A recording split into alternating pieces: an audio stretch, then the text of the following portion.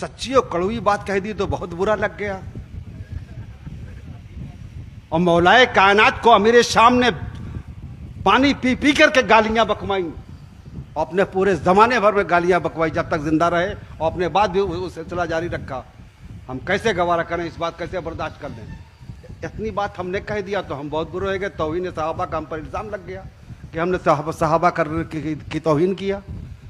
अजीज़ान मिल्लत, हक़ाइक़ से चश्मपोशी गलत है, सच्चाई से मुंह मोड़ना गलत है।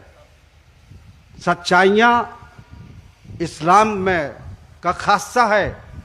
सबसे अच्छा ईमान उसका है जो हक देखे और बयान करे, जो हक गो हो, हक बयान करे, सबसे अच्छा ईमान उसका है। इन्होंने कहा कि हक को छुपाना नहीं चाहिए। बेशक हक को छुपाना नहीं चाहिए, हक बात की गवाही देनी चाहिए।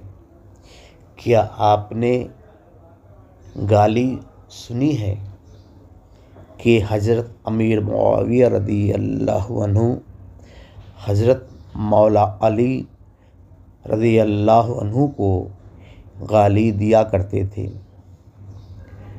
हदीस में गाली लफ्ज़ नहीं आया है, लफ्ज़ सब आया है कि अमीर मुआविया रज़ी अल्लाहु अन्हु मौला अली रज़ी अल्लाहु अन्हु की सब करते थे।